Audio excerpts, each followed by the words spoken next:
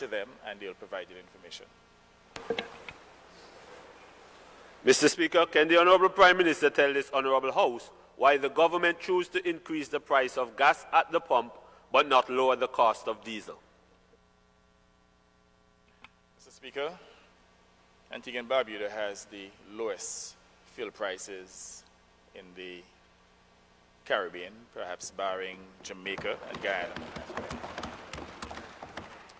In fact, the average within the region, the OECS sub-region, is $1 higher than here in Antigua and Barbuda.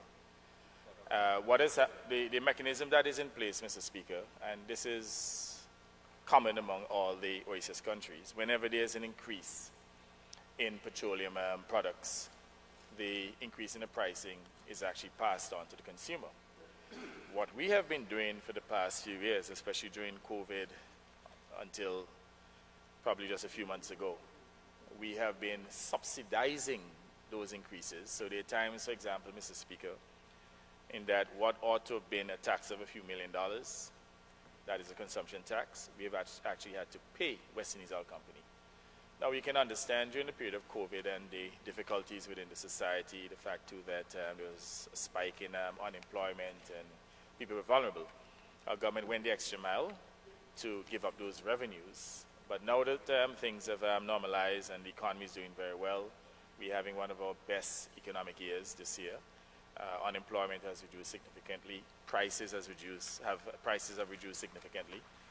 We believe that we can allow the pass-through mechanism to continue as we did in the past, but at the same time, we are determined to keep the prices lower than the regional average.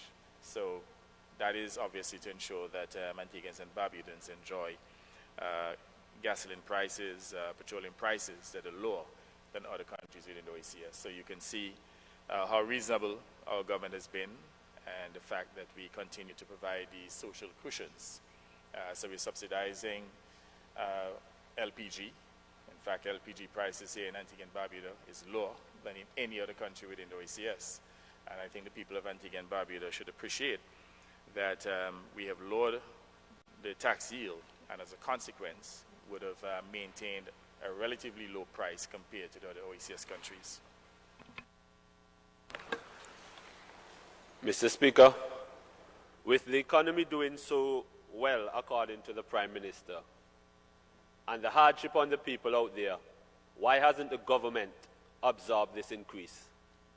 Mr. Speaker, I believe I answered that question. I indicated that our people are doing significantly better. You know, there are two taxi men who spoke to myself and two of my colleagues. One of them said to us that, it's his best year ever.